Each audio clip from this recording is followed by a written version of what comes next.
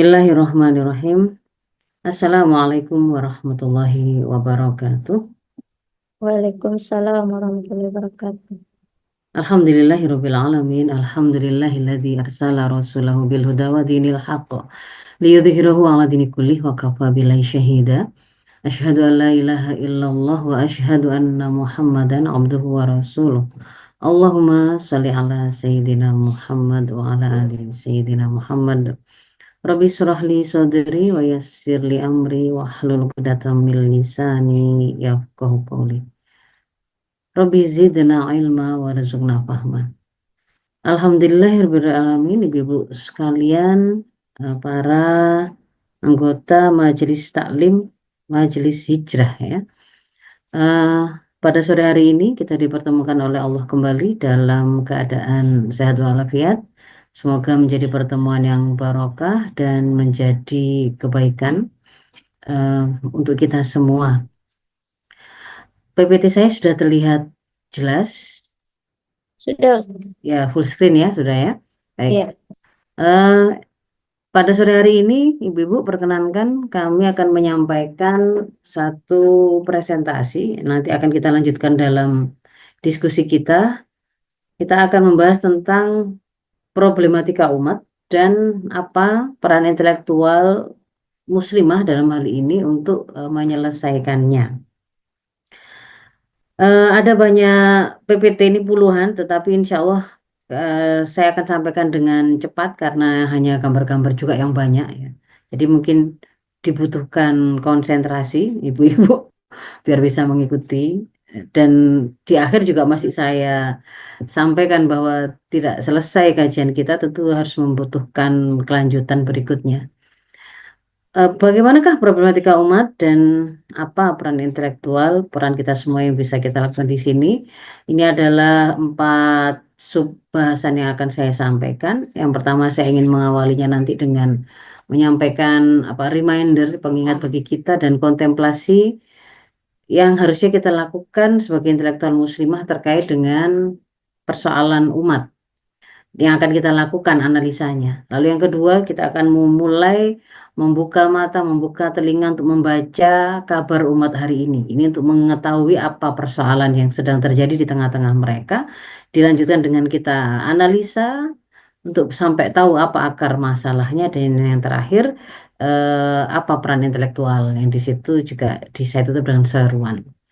Masuk ke dalam subbahasan yang pertama, reminder dan kontemplasi kita sebagai seorang intelektual muslim.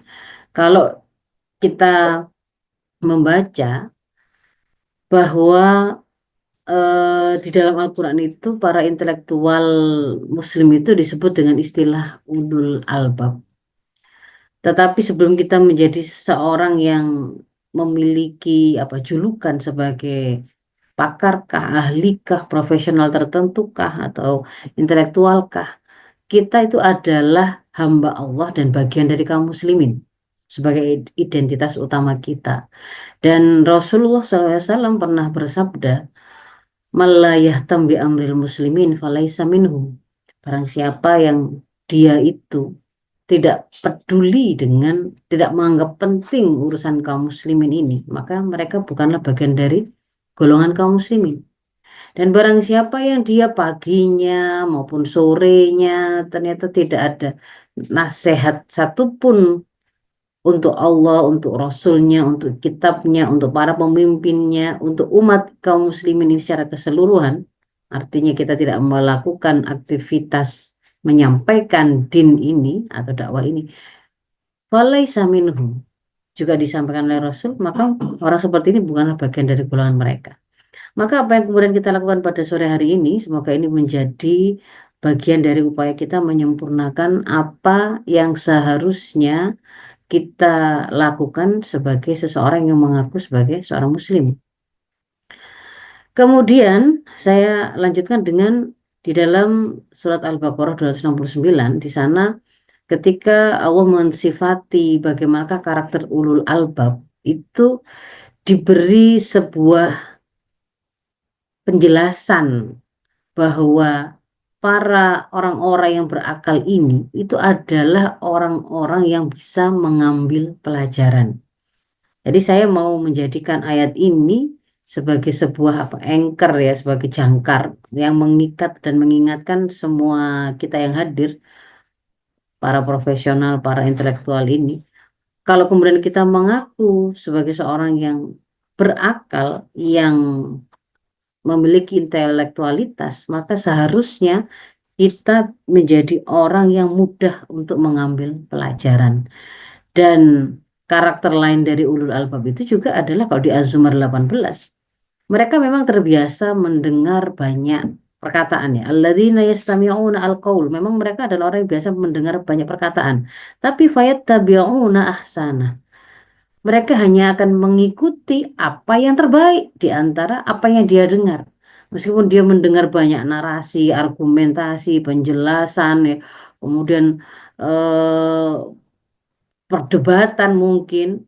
Tetapi kalau kita mengaku ulul albab, orang yang mendapatkan petunjuk dari Allah, ya ulaika alladzina hadahumullah, mereka itu orang yang mendapatkan petunjuk dari Allah, ulaika hum ulul albab, dan mereka itulah orang-orang yang terkategori sebagai ulul albab atau intelektual eh, sejati, maka mereka itu hanya fayattabi'una ahsanah. Mereka hanya mengikuti perkataan-perkataan yang terbaik dari apa yang dia dengar. Jadi tidak layak kalau nanti itu kita sudah mendengarkan argumentasi yang kuat, tapi kemudian ternyata kita memilih untuk tidak mengambil itu karena alasan kemaslahatan misalkan, atau karena kekhawatiran atau ketakutan. Karena saya lanjutkan dengan di Al-Fatir 28. Bahkan kemudian Allah memberi sebuah apa namanya pembatasan. Orang yang paling takut di antara hamba-hambanya kepada Allah itu adalah al-ulama. Innama yakhsyallahu min ibadih al-ulama.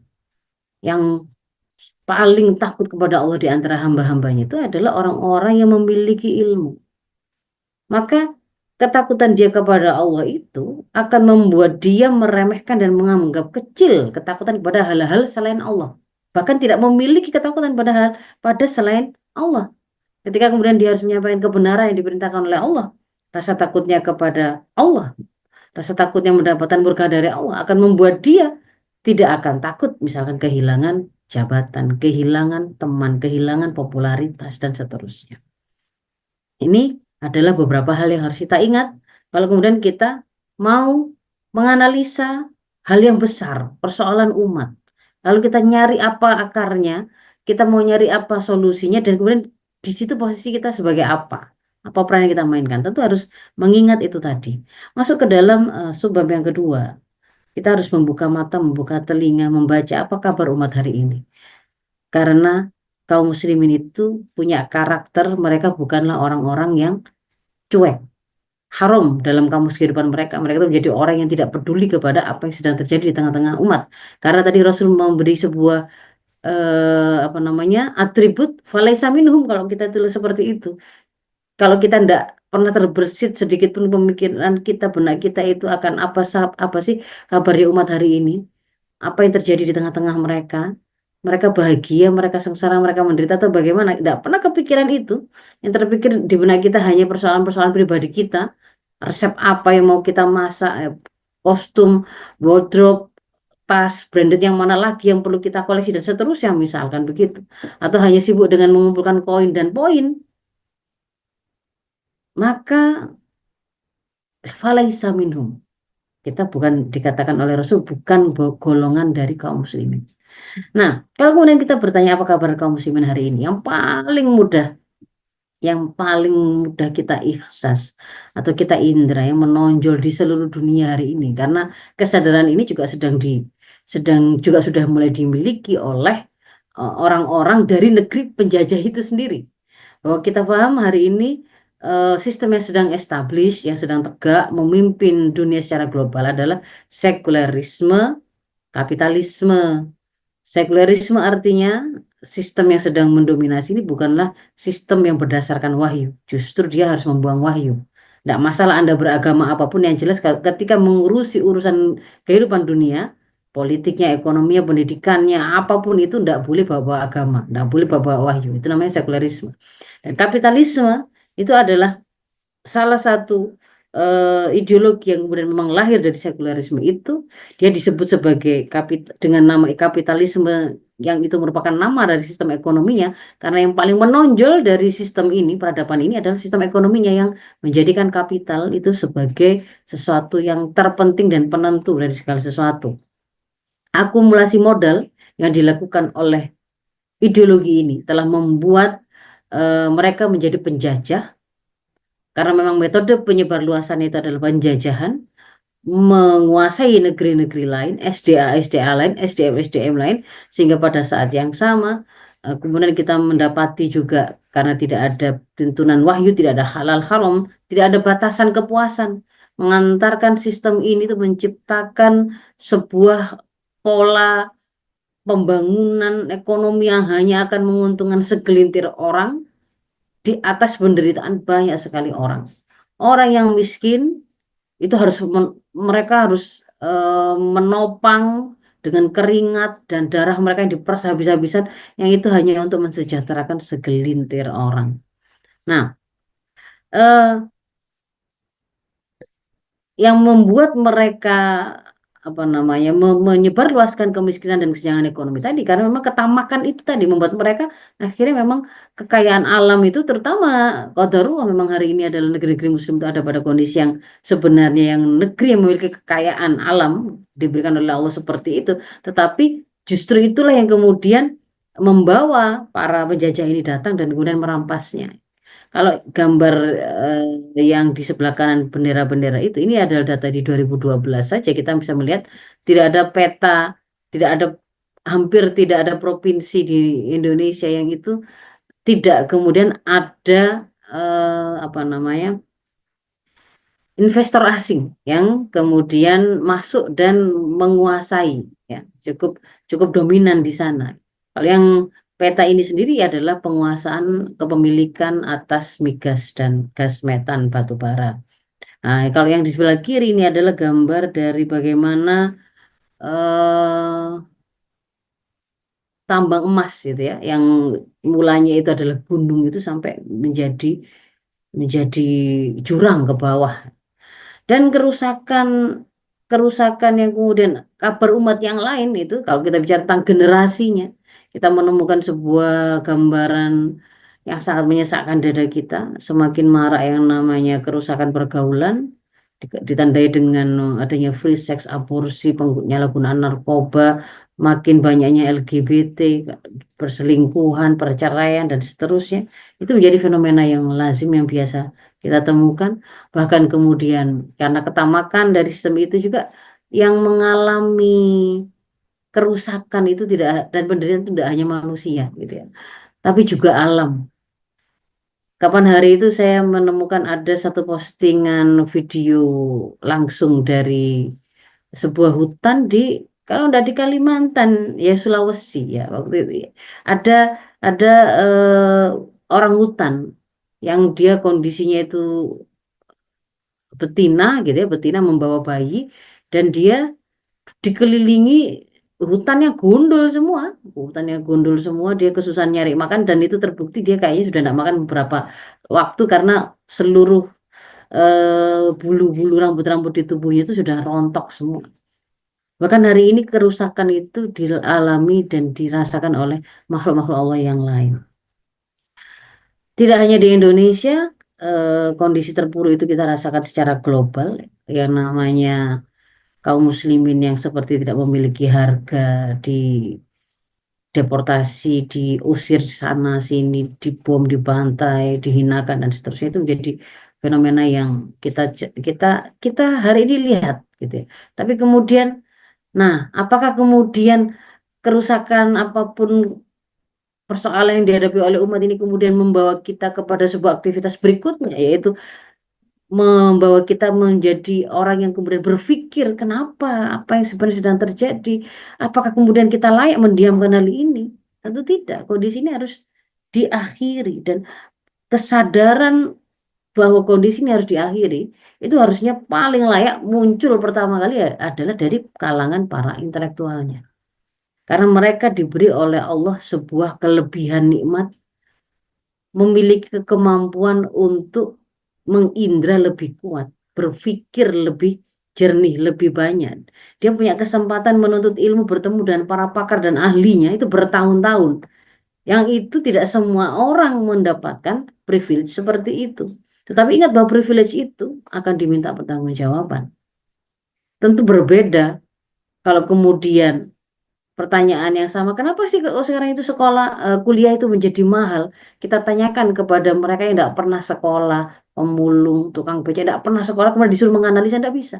Kalau kemudian ada yang bertanya, kenapa kok anak-anak sekarang kok tambah mudah rusak, kok tambah banyak yang hamil di luar kandungan, di luar nikah dan seterusnya. Kalau itu ditanyakan kepada mereka-mereka yang tidak pernah mendengar banyak analisa, paparan, ilmu pengetahuan dan seterusnya, wajar. Dan mereka punya harapan orang-orang pintar yang ada di kampus-kampus itu seharusnya yang kemudian secara serius memikirkan hal itu, menyelesaikan banjir, menyelesaikan apa namanya utang negara yang numpuk, menyelesaikan jeratan pinjol itu mereka akan berpikir orang-orang pintar itu yang harus memikirkan. Nah, maka jangan sampai orang-orang pintar ini malah ternyata sibuk sendiri dengan mainannya, mainan tanda kutip. Maka kita harus menganalisa akar masalah. Harus paham betul bahwa ketika kita mencoba menemukan akar masalah, jangan pernah jangan pernah salah untuk membedakan mana sebab, mana akibat.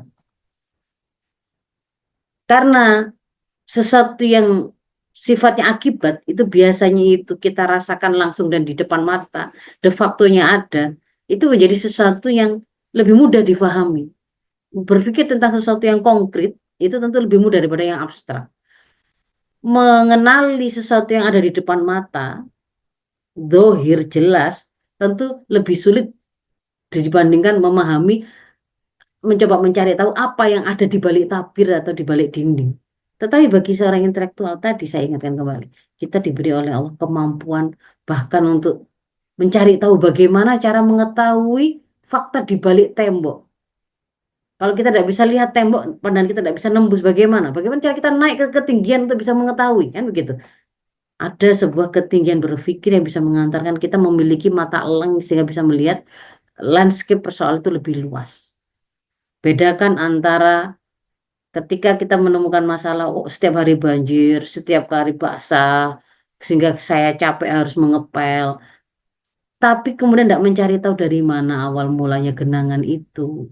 Dan kemudian hanya memberi solusi terkait akibatnya. Hanya ngepel saja, bahkan diperbarui alat pelnya setiap saat. Tetapi tidak pernah berpikir menyelesaikan dari mana sumbernya. Oh, ternyata karena genteng rumahnya yang bocor.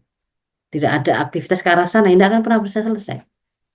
Demikian pula dengan persoalan-persoalan yang terjadi di tengah-tengah umat tadi. Kalau misalkan kita ambil apa yang kita temukan hari ini, maraknya riba, jeratan pinjol, zina yang semakin merajalela, semakin mudahnya terjadi pembunuhan, bahkan anak-anak SD sudah mulai melakukan itu karena apa? Gitu kan ya. Kalau ambillah riba atau pinjol, kok banyak-banyak zakat yang melakukannya ya? Mereka dapat dari mana? Oh, ada yang meminjami, ada bank legal, ada fintech legal ngasih pinjaman. Berarti kan itu legal, berarti diizinin pemerintah dong. Diizinin berarti ditetapkan legalitasnya oleh apa? Ada undang-undang. Siapa yang membuat undang-undang? Kejar terus. Kalau kan intelektual namanya yang mencari akar masalah ya harus dikejar terus. Jadi kalau kemudian selesainya kita bisa menyelesaikan dengan cara mendakwai para pelaku pinjolnya, para pelaku ribanya, para pelaku zinanya. Apakah kemudian bisa selesai? Kamu jangan zina, kamu jangan pinjol, kamu jangan riba. Persoalannya ini tadi nggak sekedar melibatkan satu orang, tetapi di situ itu ada ada peluang yang memang dibuka, bahkan kemudian peluang kemaksiatan ini kemudian dipromosikan, legal, diaruskan, maka tentu di situ tergantung bagaimana kekuatan dari masing-masing orang ketika mendapatkan serangan terjangan banjir info dan tawaran kemaksiatan tadi kan begitu, akan berbeda-beda. Normalnya kalau dia tidak punya pertahanan apapun, ya pasti dia akan terbawa oleh arus, terseret oleh arus itu tadi. Nah, saya mengulang lagi peringatan yang disampaikan oleh Allah di dalam Al-Maidah ayat 100. Ya, ketika kemudian nanti dalam perjalanan kita mencari akar masalah, tadi kan kita banyak mendengar paparan. Kalau sudah menemukan kebaikan,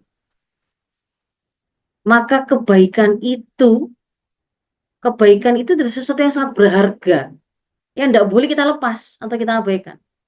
Qul la yastawil al-khabith wat thayyib. Apakah ini pertanyaan tapi eh, apa namanya, bukan pertanyaan ya. Rasul disuruh diperintahkan oleh Allah untuk mengatakan la yastawil al-khabith wat thayyib, enggak sama sesuatu yang buruk itu dengan yang baik. Walau a'jabaka kathratul khabith, sekalipun si khabith itu, sesuatu yang buruk itu benar-benar menakjubkan bagi banyak orang yang memfollow, yang mengikuti, yang menyampaikan, yang mendakwakan, mungkin itu banyak orang. Fattaqullaha ya ulil albab la'allakum tuflihun. Maka bertakwalah pada Allah. Ingat, orang-orang berakal disuruh bertakwa pada Allah, takutlah pada Allah. Kalau kemudian kita takut pada Allah, maka nanti kita akan bisa melihat ini al-khabith, ini at-thayyib. Dan kalau kemudian sudah jelas ini al-khabith dan thayyib, itu nggak sama. Jadi nggak boleh diposisikan itu sama-sama nggak didengar, sama-sama nggak diremehkan. Ada konsekuensinya. Sudah ketemu dengan al-thayyib, tapi nanti adalah Islam. Maka kemudian kita nggak boleh mengabaikannya. Dan harusnya setelah kita temukan kebaikan tadi, kita ikuti. Kan begitu ya. Bayat tabi'una ahsana tadi. Nah, apa yang kemudian kita temukan di tengah-tengah umat hari ini? Ya, kayak beginilah banyaknya persoalan ini.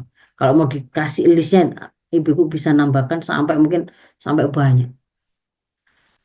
Tetapi kalau kemudian kita membuka tuntunan dari Islam terkait dengan dari informasi yang diberikan oleh Allah, ketika kita menemukan ada banyak kerusakan, persoalan, problematika, kemaksiatan, apapun itu kalau dalam Quran disebutnya itu sebagai sebuah atau sebagai al-fasad, sebagai kerusakan. Nah, al-fasad itu dikatakan di dalam Arum 30, di dalam Arum 41 itu. Allah berfirman, "Dhaharul fasadu fil barri wal bahri bima kasabat aydin nas." Telah nampak kerusakan di darat. Di darat itu berarti ya bisa hutan gundul tadi, banyaknya perampokan, banyak pembunuhan, banyak perzinahan. Dhaharul fi fasad fil bahri, al-fasad fil barri. Wal bahri juga gitu. Ikan-ikan banyak yang mati karena apa namanya, polusi, karena minyak, karena ada banyak pencemaran yang dilakukan oleh industri-industri dan seterusnya. Itu bima kasabat aidinas, itu adalah karena apa yang disebabkan oleh ulah tangan manusia. Yang disebutkan dengan bima kasabat aidinas ini, kalau kemudian kita buka tafsirnya, itu adalah bima asihim, karena kemaksiatan yang mereka lakukan, karena kerusakan yang mereka lakukan. Jadi kalau kemudian kita membuka al-fasad menurut tafsir Asy-Syaukani mengatakan bahwa al-fasad fil bar wal bahr ini menunjukkan untuk menyatakan lil jinsi itu berarti mencakup semua apapun. Jadi kan nggak sempat saya sebut pun kalau itu terkategori sebagai semua jenis kerusakan di muka bumi ini baik di darat maupun di lautan itu masuk di situ. Seandainya nanti itu akan ada kemaksiatan atau bentuk kerusakan yang lain yang tidak pernah kita dengar di hari ini, itu masuk dalam cakupan penjelasan di dalam ayat ini. Apakah dalam bidang politik, ekonomi, pendidikan, kesehatan, moral, dan seterusnya itu masuk dalam cakupan al-fasad. Dan al-fasad itu tadi kan bima kasabat aidinas, karena ulah tangan perbuatan manusia. Para mufasir menjelaskan yang dimaksud dengan perbuatan manusia ini adalah karena dosa dan maksiatnya mereka. Yaitu, apa yang dimaksud dengan dosa dan maksiat itu?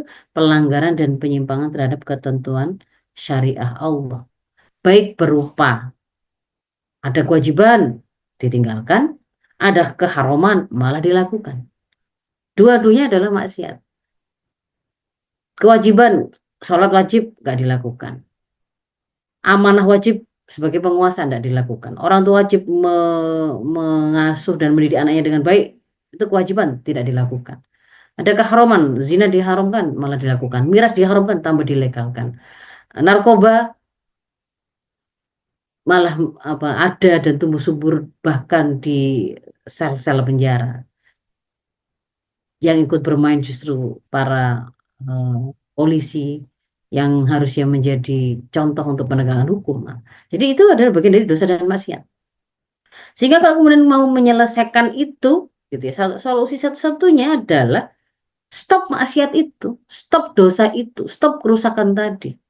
Selanjutnya kembali taat kepada tuntunan syariah. Selama maksiat tadi jalan terus, maka semua kerusakan tadi juga akan terus bergulir dan terproduksi. Nah, sementara kalau kemudian kita bicara taat kepada seluruh syariatnya, syariah Allah itu yang diturunkan oleh Allah itu sudah dikatakan di dalam Al-Maidah itu kan diberi sifat dia sudah sempurna. Sebagai agama dia sudah diridhoi oleh Allah. Dia sudah lengkap. Dia mengatur seluruh interaksi yang dilakukan oleh manusia baik dengan dirinya sendiri, bagaimana dia itu memakai baju, memberi makanan, menghiasi diri dengan sifat-sifat tertentu, mengatur hubungan dia dengan Allah, penciptanya, bagaimana dia meyakini siapa Allah, sifat-sifatnya, dan kemudian cara beribadah mengagungkannya seperti apa, diatur rinci. Sama rincinya dengan ketika dia berinteraksi dengan sesama manusia, kalau ada yang mencuri hartanya bagaimana, kalau ada yang melakukan bullying, bagaimana penyelesaiannya, kalau kemudian mau memberikan lapangan kerja kepada rakyat, bagaimana dia mengatur APBN negaranya, bagaimana mengatur sistem pergaulannya, bagaimana memberi persangsian dan seterusnya. Semuanya ini adalah bagian dari syariah. Dan untuk interaksi yang mengatur hukum yang mengatur interaksi manusia dan manusia yang lain yang kita sebut sebagai eh, interaksi sosial kemasyarakatan itu tidak bisa dilakukan oleh orang per orang, tetapi harus dilaksanakan oleh kekuasaan. Sohibus solahiyah, pemilik kewenangan. Dalam hal ini adalah penguasa yang dia memiliki kewenangan karena mendapatkan mandat itu dari umat, negara. Dan kaum muslimin sendiri sebenarnya, ya, kita paham bahwa syariah kafah yang seperti itu pengembannya itu yang kompatibel dan mampu itu memang adalah sistem adalah negara Islam yang diwariskan oleh Rasul. Di masa Rasul disebut sebagai daulah Islam, di Madinah itu adalah daulah Islam yang pertama. Kemudian beliau mewariskan khilafah, sistem politik khilafah, dan itu yang kemudian dilanjutkan oleh para sahabat sesudah beliau hingga kemudian ratusan tahun setelahnya 1300 tahun setelahnya itu 14 abad ya, daulah khilafah Islamiyah itu tegak dan berakhir runtuh di 1924. Itu sudah apa namanya mengalami sebuah degradasi kualitas yang memang memang apa sifatnya gradual gitu ya, sehingga akhirnya runtuh, nggak tiba-tiba tetapi ada proses yang panjang. Dan ketika kemudian eh, metode penerap ini tuh hilang, maka meskipun konsep syariahnya itu ada gitu ya, tersimpan dalam kitab-kitab fikih, hukum-hukum itu tuh sudah digali oleh para mujtahid, tapi karena tidak ada penerapnya, tidak ada negara yang menerapkannya, maka dia tidak bisa diterapkan. Dan apa yang kemudian terjadi ya, seperti yang dikatakan oleh penjajah ini yang berhasil meruntuhkannya itu. Lord Curzon, Menlu Inggris, mengatakan ketika dia berhasil meruntuhkan Turki, kan dia yang memainkan waktu itu Inggris kan yang memainkan anteknya yang bernama Kemal Atatürk, seorang Yahudi Dunamah yang dimasukkan ke dalam daulah Turki saat itu dan kemudian dimunculkan sebagai orang yang seseorang pembaharu yang sepertinya membawa kebaikan, padahal sebenarnya dia menghancurkan Islam.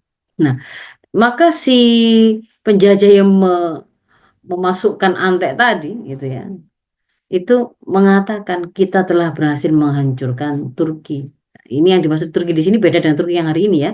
Turki yang di sini dia maksudnya khilafah Turki Utsmani yang terakhir itu. Dan dia tidak akan mungkin kembali bangkit sebagaimana sebelumnya karena kita sudah menghancurkan dua kekuatannya.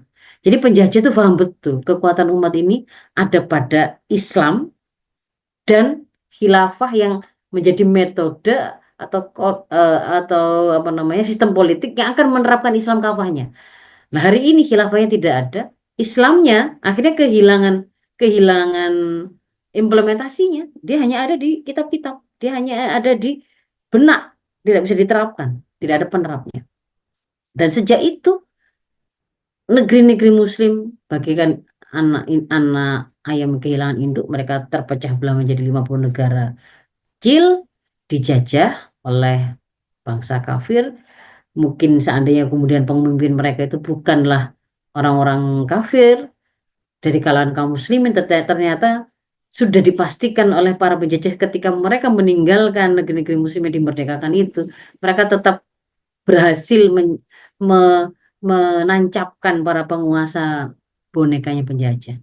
Dan di situ mulailah episode di mana hukum Islam itu dicampakkan. Nah, sekularisme itu kan dibuang wahyu itu. Ketika kemudian wahyu dibuang, ini dipakai apa hukum ini? Ya hukum buatan manusia, itu hukum kufur diberlakukan. Dan disitulah kemudian artinya kan apa yang menjadi perintah dari Al-Quran, apa yang menjadi larangan dari Al-Quran, tidak lagi dilakukan. Ada maksiat di situ, ada dosa. Kan tadi bentuk maksiat atau dosa kan ada kewajiban tidak dilakukan, ada kehormatan tetap dilakukan. Dan maksiat tadi sudah kita pahami, itulah sumber kerusakan, sumber fasad tadi. Marah yang pornografi, zina, riba, pembunuhan, dan seterusnya tadi. Kita bisa melihat sejelas itu, mestinya bagi seorang intelektual. Nah, mungkin sering kita kemudian mendengar narasi ya, kalau kemudian kita itu dosa. Dosa itu kan asalkan nggak nggak dosa yang tidak diampuni oleh Allah, tetap bisa bisa digugurkan kok, bisa diampuni meskipun berzina berulang-ulang, meskipun membunuh ratusan orang gitu ya. Kalau kemudian kita itu melakukan amalan-amalan kebaikan yang bisa yang dikatakan bisa menggugurkan dosa, ya bisa. Mungkin kalau kita ada di kampus agama, ya, mungkin saya langsung sebut saja kampus Islam, narasi kayak gini nih agak-agak sering kita dengar. Jadi maksiat tapi merasa enteng karena mereka mengetahui ilmunya, bagaimana cara kemudian menggugurkan dosanya. Jadi di situ memang ada penjelasan dari Rasul bahwa misalkan sholat itu bisa menggugurkan dosa seperti air sungai yang dipakai untuk mandi 5 kali sehari, tentu saja kotoran-kotoran yang tersisa pada tubuh itu hilang. Bisa seperti itu. Fadzalika mithlus salat salawatil khamsi yamhullahu bi al khotoya. Jadi salat 5 waktu itu bisa menghapus semua kesalahan kayak gitu. Nah, misalkan ada juga puasa. Barang siapa yang berpuasa di bulan Ramadan karena keimanan dan karena benar-benar mengharap pahala dari Allah, ghufirallahu ma taqaddama min dzambi. Allah akan ampuni semua dosa-dosa sebelumnya. Ada juga haji, bisa juga menjadi penggugur dosa. Ingat, haji, umroh, itu keduanya bisa menghilangkan kemiskinan dan dosa, sebagaimana pembakaran menghilangkan karat pada besi, emas, dan perak. Bahkan Allah menjanjikan haji mabrur itu imbalannya hanya surga. Nah, dan kita juga paham bahwa kalau ada orang kita zalimi juga, seandainya kita tuh berbuat maksiat itu karena menzalimi orang, juga bisa kok dihapus dengan cara apa? Taubat nasuha diantaranya kan kemudian juga kembalikan haknya dia. Sekarang pertanyaannya gitu, yang kemudian ini sering kali mungkin sering luput dari kita ya. Ketika seseorang itu banyak sudah melakukan itu semua, apakah kemudian seluruh dosa-dosanya itu akan dihapus oleh Allah? Yang sering kemudian terlupa itu adalah ini, ada dosa yang itu tidak akan terhapus oleh amalan-amalan sifatnya personal tersebut. Ada dosa lain yang lebih dahsyat.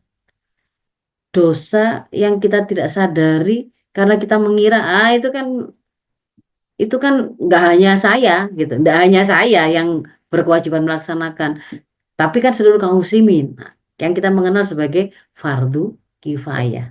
Ada kewajiban yang itu dibebankan oleh Allah kepada kaum muslimin secara komunal sebagai satu kesatuan. Ketika sudah ada sebagian dari mereka yang menyempurnakan, ya maka yang lain akan terhapus, terangkat dosa dari mereka. Tapi kalau tidak ada, maka selama belum tersempurnakan, kita semua tetap mengemban dosanya. Nah, dan ketika kita diam atas tidak dilaksanakannya sebuah fardu kifayah, maka akan membuat kita mendapatkan dosa kifayah itu akan selalu mengalir terus kepada kita. Contoh-contohnya seperti apa? Bagaimana kita bisa memahami bahwa ada dosa kifayah ini? Misalkan contoh yang paling gampang, ada kewajiban kifayah mengurus jenazah di tengah-tengah masyarakat kita. Tentu yang pertama kali wajib untuk melakukan pengurusan keluarganya. Kalau kemudian keluarganya anaknya masih kecil-kecil, hanya ada satu orang, nggak mungkin bisa menyempurnakan itu. Misalkan tetangganya, orang yang terdekat dengan keluarga itu. Misalkan kemudian ternyata nggak ada yang bisa menyolatkan, nggak ada yang bisa, maka itu naik ke orang terdekat di sekitarnya, satu desa kah, nggak ada yang bisa juga menyempurnakan sampai selesai menguburkan, nggak nemu misalkan transportasi, bagaimana cara misalkan apapun itu persoalannya, pokoknya nggak bisa terpenuhi atau semuanya sibuk sendiri-sendiri sampai nggak bisa terselesaikan kewajiban sampai menguburkan jenazah ini, ngurus sampai selesai. Satu desa, satu kecamatan, satu kabupaten, sampai satu negara seandainya, bahkan seluruh penduduk bumi. Ternyata itu belum sampai menyempurnakan kewajiban pengurusan jenazah ini. Dan kalau mereka muslim tapi diam saja, maka diam saja, tidak terlibat aktif untuk dalam upaya ikut mensukseskan penyelesaian kewajiban tadi, dia diam saja. Diam di sini bukan berarti nggak ngomong ya. Diam itu tidak terlibat. Maka kita yang diam tadi akan tercatat tetap berdosa di hadapan Allah. Sementara mereka yang sudah berusaha terlibat tapi tetap belum bisa menyempurnakan, Allah akan melihat itu sebagai sebuah ikhtiar yang dengannya bisa Allah maafkan apa yang menjadi kelemahan mereka. Jadi dosanya itu karena diam, nggak mau terlibat dalam aktivitas ini tadi, mau dengan alasan apapun, kesibukan dan seterusnya. Yang hukumnya fardu kifayah, akhirnya jatuhnya itu ternyata tidak ada yang berhasil menyempurnakan. Kalau kasus hari ini seperti kita menolong Palestina, ya mulanya yang terdekat dengan daerah perbatasannya. Tapi kalau kemudian sampai wilayah-wilayah lain seluruh dunia tidak berhasil menyelamatkan kaum muslimin Palestina, tidak berhasil mengusir penjajah dari sana. Dan di situ kita diam saja, tidak terlibat dalam aktivitas untuk begitu, entah membangun kesadaran, entah menyerukan pada para tentara muslim atau penguasa muslim, atau kemudian memberikan kritik kepada diamnya para penguasa muslim di sekitar Palestina karena kemunafikan mereka dan seterusnya. Kita diam saja, tidak terlibat, maka ada dosa yang kita tanggung di situ. Nah, apakah dosa kifayahnya seputar pengurusan jenazah? Enggak. Dan banyak. Ini yang kemudian sering kita lupa. Apa saja itu? Saya akan coba ambil dengan cepat sekali beberapa. Jika ada yang berzina, siapa yang berdosa? Ada perintah di dalam Al-Quran itu, az-zaniyatu waz-zani fajlidu kulla wahidin minhum mi'ata jildah. Pezina perempuan, pezina laki-laki, jilidlah oleh kalian. Ada wawu jamaah. Ini perintahnya kepada siapa? Kaum muslimin semua. Jilidlah oleh kalian. Tapi kaum muslimin itu kan tidak semua yang melakukan. Karena urusan mereka ini untuk menerapkan sanksi, menerapkan aturan, itu mereka sudah serahkan kepada penguasa, kan gitu kan ya. Tapi sebenarnya aslinya itu adalah khitab itu, seruan itu ada pada diri mereka, pada budak mereka. Jilidlah oleh kalian semua kaum muslimin. Para pezina perempuan dan pezina laki-laki itu 100 kali deraan. Tapi kalau kemudian kita diam saja, maka kita punya dosa juga. Ini seruan pada kaum muslimin. Kalau ada pencurian, siapa yang berdosa? Semua kaum muslimin secara keseluruhan. Kalau mereka diam, tidak melaksanakan perintah, ada hukum potong tangan di dalam Al-Maidah ayat 38. As-sadiq was-sadiqatu faqta'u aydiyahuma. Perintah kepada seluruh kaum muslimin. Mereka diam saja, tidak melakukan itu. Dan pencurian tetap terjadi. Perzinahan tetap terjadi. Pembunuhan juga demikian. Kalau diam saja, tidak kemudian melakukan aktivitas penjatuhan sanksi, yang itu menjadi kewajiban atas kita, maka kita pun berdosa. Kalau ada perampokan, dan ini banyak hari ini, ibu-ibu, perzinahan, perampokan, pembunuhan itu ada dimanapun. Kita tidak melaksanakan hukum yang ada di Al-Maidah 33 tentang kutok otorik, orang-orang yang menjadi pengganggu jalanan, pembegal jalanan, perusak, membuat kerusakan di muka bumi. Padahal kita diperintahkan ayu kotalu au yusallabu, gitu kan ya. Tapi tidak dilakukan. Dan jumlah kita itu 1,2 miliar. Ada sebuah video dari seorang penduduk Gaza yang menyebut, saya akan adukan 2 miliar kaum muslimin gitu ya di akhirat nanti ya. Karena memang dia paham betul ada tanggung jawab kita yang 2 miliar ini atas saudara-saudara kita yang ada di Palestina. Kalau hari ini banyak orang kafir masih belum mengenal Islam, siapa yang berdosa? Ya kita kaum muslimin karena kita tidak melakukan aktivitas menyebarluaskan dakwah dan jihad kepada negeri-negeri di seluruh dunia. Dan kenapa nggak bisa melakukan itu persoalannya? Gitu kan ya. Kalau kita diam saja, ada banyak kasus-kasus kemaksiatan itu tadi terjadi, kita tidak terlibat dalam upaya untuk berusaha menyempurnakan ibaratnya pengurusan jenazah tadi, maka setiap harinya akan mengalir dosa-dosa kifayah yang banyak kepada kita. Persoalannya kan, semua tadi itu kan tidak bisa kita laksanakan penjatuhan sanksi, membuat kebijakan, melaksanakan kebijakan. Itu tidak bisa dilakukan oleh orang per orang, tetapi dilakukan oleh yang memiliki kewenangan melaksanakan hukum, yaitu kepala negara atau para penguasa yang sudah diberikan kewenangan oleh umat. Nah, tidak boleh aktivitas itu diambil alih oleh orang per orang. Malah salah kita. Ada pezina, lalu kita rajam sendiri. Malah haram. Karena sebenarnya perintah itu adalah pada kaum muslimin semua untuk mengamalkan hukum tersebut, tetapi aktivitas itu, pengelolaan urusan umat itu diemban oleh negara. Maka sebenarnya itu menunjukkan kewajiban kita kan untuk memiliki negara atau penguasa yang menerapkan hukum tersebut. Nah, diamnya kita dari melakukan aktivitas untuk memiliki negara dan yang akan menerapkan Islam kafah itulah yang kemudian menjadi sumber dari dosa-dosa kifayah yang kita emban. Tidak boleh aktivitasnya penguasa diambil alih oleh perorangan. Jadi kalau menjatuhkan sanksi itu memang tugasnya penguasa. Dalam hal ini kalau mereka salah melepas orang yang bersalah, itu lebih baik daripada mereka salah menghukum orang yang sebenarnya benar. Nah, dan hukum-hukum tadi yang saya sebutkan tadi itu tidak dilakukan Rasul ketika di Makkah. Ketika dilakukan ini ya ketika beliau sudah menjadi kepala negara di Madinah. Bagaimana kemudian kita bisa mengantarkan kepada terwujudnya penegakan apa namanya eh, terwujudnya kepala negara atau penguasa yang akan menerapkan hukum-hukum Allah secara kafah. Kalau di dalam sistem Islam itu disebutkan ada mekanisme yang namanya baiat, pengangkatan oleh umat dengan ikhtiar waridho gitu. Kalau dan itu adalah kewajiban.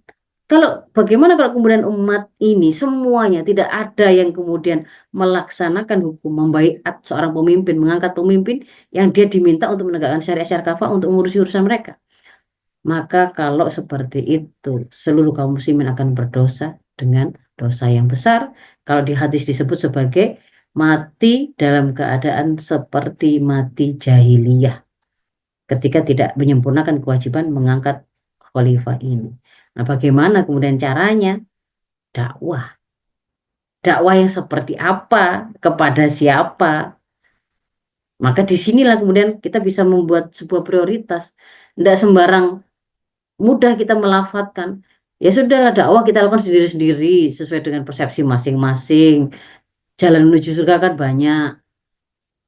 Ya tidak bisa kalau kita tadi itu mau menyempurnakan kewajiban untuk mengurus jenazah sampai selesai. Tapi kemudian kita memilih melakukan amal menyantuni fakir miskin misalkan. Ya tidak akan membuat selesai persoalan untuk melaksanakan hukum mengurus jenazah tadi. Kan begitu. Sehingga harus mengarah kepada apa yang sudah tadi kita sudah temukan. Bahwa kita sudah ketemu bahwa hukum-hukum syara atau hukum Islam syara kafah ini nggak bisa tegak itu karena memang tidak ada penerapnya dan kekuasaan itu sesuatu yang mutlak untuk bisa melaksanakan itu tadi dan kita juga sudah paham tadi begitu diabaikan hukum tadi tidak diterapkan tadi menimbulkan persoalan-persoalan cabang yang lebih banyak membawa kesengsaraan maka kalau kemudian sudah mengerucut ke situ ya jangan diabaikan kesadaran ini kan begitu harus dakwah ke arah apa ya ke arah penegakan kekuasaan yang akan mau digunakan untuk menerapkan syariat Islam secara kafah. Bukan dakwah untuk memperbanyak sedekah misalkan. Dakwah untuk mendirikan sekolah-sekolah. Tapi dakwah yang berhubungan langsung dengan pelaksanaan fardu kifayah yang mau kita sempurnakan tadi. Yang kita mau menggugurkan dosanya dengan melibatkan diri di situ. Begitu. Nah, jadi mau menyelesaikan kewajiban mengurus jenazah, tapi kemudian dakwahnya gak berhubungan dengan itu, hanya menyeru pada sholat berjamaah di masjid, misalkan. Jelas-jelas kita tadi paham bahwa itu harus mengarah kepada tegaknya sebuah kekuasaan untuk menerapkan Islam kafah. Tapi kita membatasi dakwah kita untuk menyeru berpuasa sunnah, memperbanyak sholat tahajud, pendirian bank-bank syariah, rumah sakit Islam. Meskipun amal-amal ini di sisi Allah tetap ada catatan kebaikannya. Tetapi kalau kaitannya dengan upaya kita untuk menggugurkan dosa kifayah tadi, ya ndak nyambung gitu loh, ndak nyambung antara ikhtiar dengan target yang diharapkan, itu ndak nyambung. Ya. Betul, masalah dari kaum muslim saat ini banyak, karena itulah butuh fokus pada akar masalahnya. Sudah ketemu akar masalahnya kok masih balik lagi, jangan. Karena kita sudah ketemu akar masalahnya, ini sekulerisme, bahwa Islam dibuang, wahyu dibuang, diterapkan sistem kufur, dan kita tidak memiliki sistem penerap untuk menerapkan sistem kafah tadi, gitu ya. Kita tidak memiliki sistem politik atau kekuasaan yang kompatibel untuk menerapkan syariah kafah tadi. Makanya di situ fokusnya. Karena itu tadi akan menjadi sebuah yang menjadi ujung dari kerusakan ini tadi, akar masalahnya. Nah, ini ya, ini sudah kita kalimat-kalimat apa kesimpulan untuk menguatkan, kita ulang. Ketika tidak ada khilafah, hukum Islam kan diabaikan, kerusakan semakin menyebar luas dan seterusnya. Ketika tidak ada khilafah secara global juga kita temukan seperti ini. Kaum muslimin jadi lemah, bahwa mereka merosot, kekuatan mereka berkurang, mereka dijadikan bulan-bulanan. Gambar singa dengan singa real itu kan berbeda.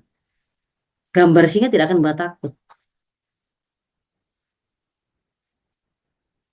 Ya, jadi ini juga untuk mengingatkan, sehingga sangat penting kekuasaan ini juga disampaikan oleh Imam Al-Ghazali dalam kitab Al-Iqtisad fil I'tiqad.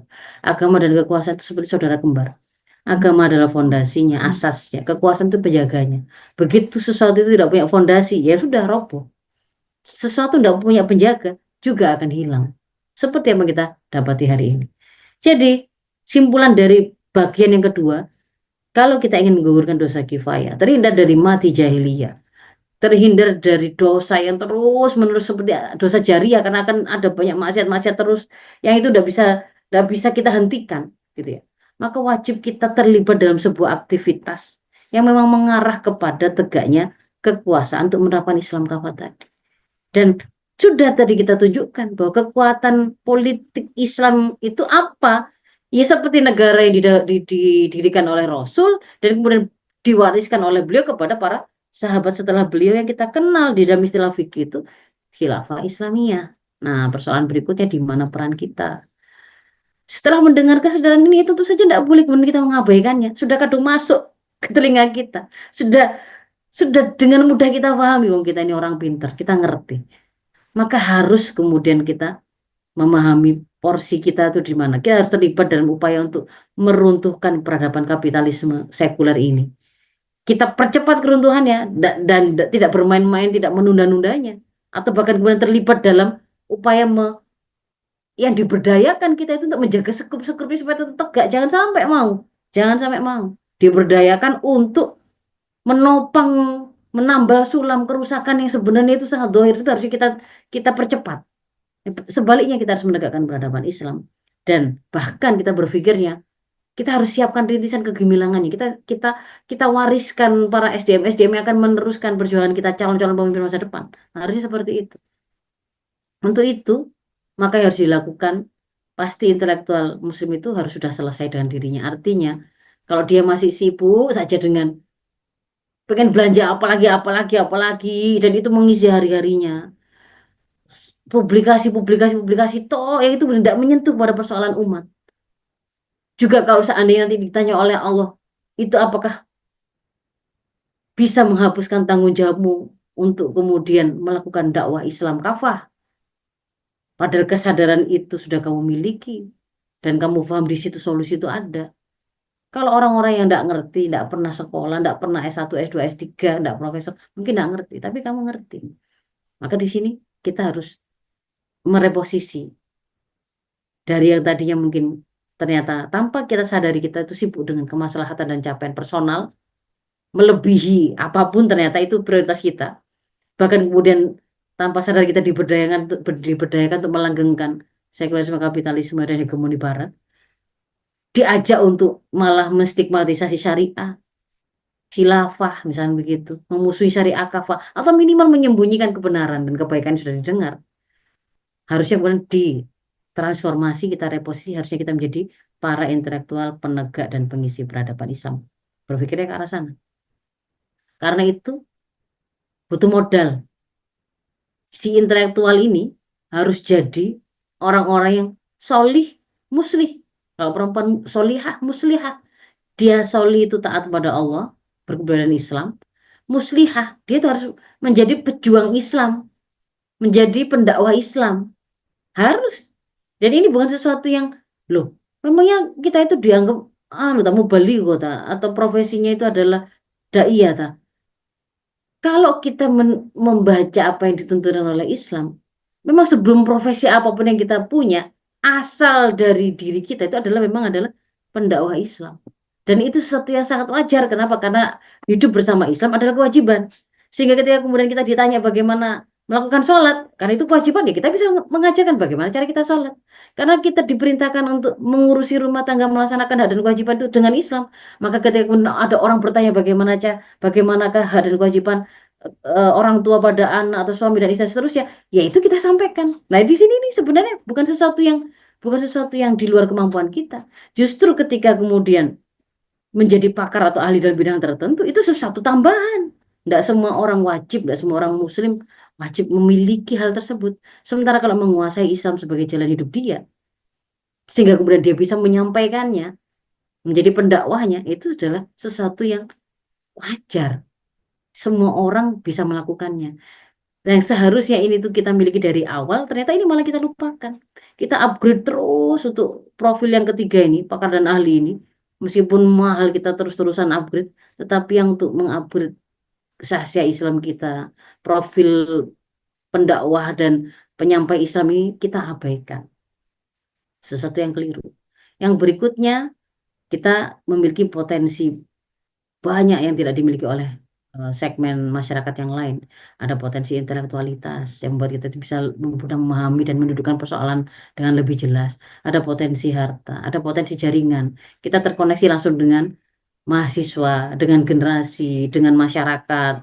Ada kali kita terjun ke masyarakat langsung dalam bentuk pengabdian masyarakat. Kita terkoneksi dengan para teman sejawat yang mereka juga para intelektual, bahkan para pejabat, bahkan dijadikan rujukan oleh penguasa misalkan. Potensi kedudukan, dihormati, dirujuk, ditanya kalau ada persoalan yang tidak selesai di tengah masyarakat, masyarakat akan bertanya ke para pakar dan ahli ini. Potensi komunal, sebagai perorangan maupun sebagai grup, sebagai bersama-sama, mereka kalau bersuara untuk misalkan mau mengoreksi kebijakan yang keliru, maka suara mereka itu memiliki kekuatan. Maka mereka menjadi bagian dari pressure group. Karena itu, mengingat punya potensi begitu, step berikutnya adalah beraksi dan berkontribusi sesuai dengan potensi tadi. Kita harus terlibat dalam pembinaan generasi. Nah, sekali lagi, nggak bisa melakukan ini kecuali nomor satu tadi dipenuhi. Kita belum soli, kita belum memiliki ilmunya, belum bisa menyampaikan Islam itu seperti apa, ya nggak bisa kita mau membina generasi. Sehingga harus ngaji dulu, setelahnya baru kita meluaskan pembinaan kita kepada generasi, menjadi pendakwah Islam, mengoreksi kebijakan penguasa, menjadi opinion maker dan leader. Saya kira itu ibu-ibu yang bisa saya sampaikan. Afu minkum. Sebagai penutup silakan dibaca. Ini adalah apa yang disampaikan oleh Imam Ghazali tentang karakter orang berilmu. Dulu itu tradisi orang berilmu itu mengoreksi dan menjaga penguasa untuk menerapkan hukum Allah. Karena mereka ikhlas, akhirnya nasihat mereka pun membekas. Sekarang ada banyak penguasa zalim karena orang-orang berilmunya itu diam. Seandainya pun kemudian mereka ngomong, karena ngomongnya itu bukan karena Allah, tapi karena ada kepentingan tertentu, maka tidak mencapai keberhasilan. Alhasil kerusakan masyarakat itu karena kerusakan penguasa. Dan jangan lupa, kerusakan penguasa itu karena kerusakan orang-orang berilmu yang tahu tapi diam. Ya. Jadi jangan kemudian menghentikan seolah-olah tidak tahu bahwa hanya memotong kesimpulan itu rusaknya masyarakat karena penguasa. Enggak, ada kontribusi kita di situ. Ya ini kalau kemudian kita tidak menjadi seorang intelektual yang sejati atau ulul albab tadi. Baik, itu yang bisa saya sampaikan. Afu minkum ihdinas siratal mustaqim. Assalamualaikum warahmatullahi wabarakatuh.